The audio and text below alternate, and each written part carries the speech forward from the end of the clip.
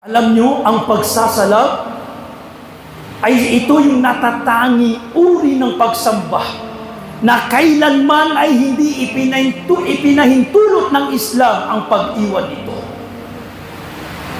Kailanman hindi ipinahintulot ng Islam ang pag-iwan nito.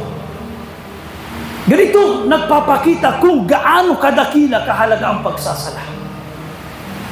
Makikita nyo, kung junub ka o may mga ujur ka, walang tubig, hindi ka pwede magwudu, magtatayamum ka. Kung wala kang salapi, hindi sa'yo nagiging obligado ang zakah. Kung wala kang salapi, sa ngayon, hindi sa'yo obligado mag-hajj. Ang pagsasala, sabi ng mga eskola, hanggang nasa isip pa natin, nasa sarili, nasa ulo pa natin ang kaisipan, brain, utak, at umaandar, conscious tayo, obligado pa rin magsala sa abot ng iyong kakayahan. Ikaw ay nagkakasakit, sabi ng Rasulullah, hindi mo kayang tumayo, magsala ng nakaupo. Kung hindi mo kayang magsala ng nakaupo, humiga ka. Kung ikaw ay nasa hospital at conscious, nandun pa rin ang pag-isip mo, magsasala ka kahit nakahiga ka, naka-admit o nakahiga ka sa higaan. Ganyan kahalaga ang pagsasala, mga kaibigan, mga kapatid. Wallahi awil kung nauunawan lamang natin. Panglima, ang sala ay isa sa pinakahuling habilin ng Rasulullah sallallahu alaihi wasallam sa kanyang pagpanaw.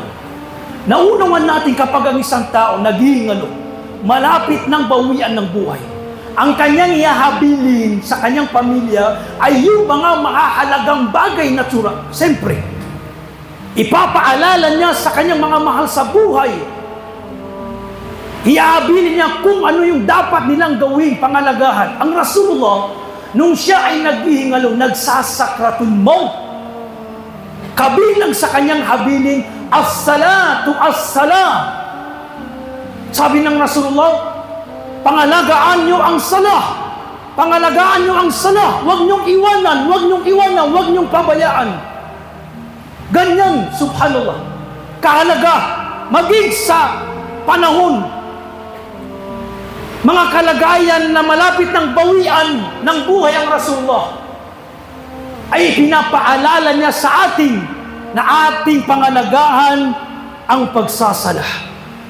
Pang-anim, mga kaibigan, mga kapatid, ang pagsasala, ito ang kaibahan ng Muslim at ng kafir, hindi mananampalataya.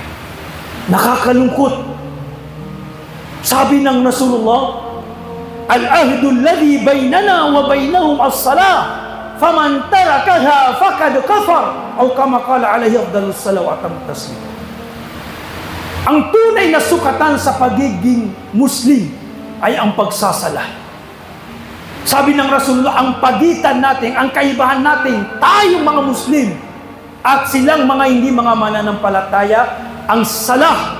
Sino mang iwan nito, sadyaing iwanan, pabayaan, hindi magsala, siya ay nawalan ng pananampalataya. Panganib, mga kaibigan, mga kapatid.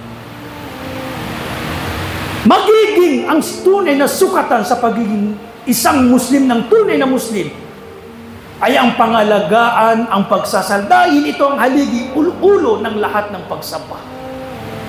Maging ang mga sahaba, ganito ang kanilang pananaw. Nakikita nila na ang isang Muslim na hindi nagsasala, walang parte, walang bahagi, walang iman. Subhanallah. Sabi ni Umar bin Khattab, la habba fil Islam liman taraka as-salah. Subhanallah.